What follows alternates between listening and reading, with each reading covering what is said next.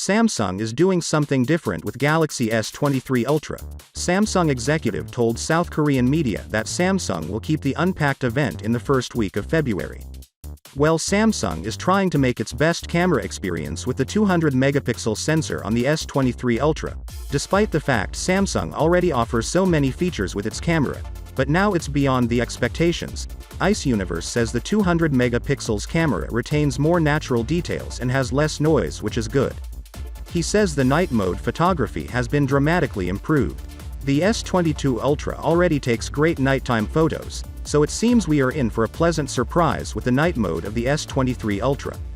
And he mentions the regular 12 megapixels mode takes more detailed photos, and the color science has been changed. Actually, 12 megapixel is best for low light shots. 50 megapixel is a great balance of HDR and detail, although it's having less image size, and 200 megapixel is special for outdoor conditions where you need the best details. Besides, Samsung would offer these high megapixel in RAW mod, which will unlock the true potential of 200 megapixel. In fact, Apple has already done it with the iPhone 14 Pro Max, where it's made clear how impressive 48 megapixel sensor can be in RAW mod.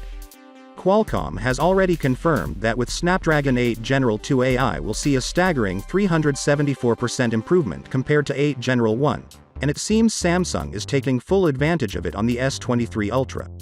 Meanwhile, the company is making preparations as we speak, as evidenced by a recent visit to the FCC.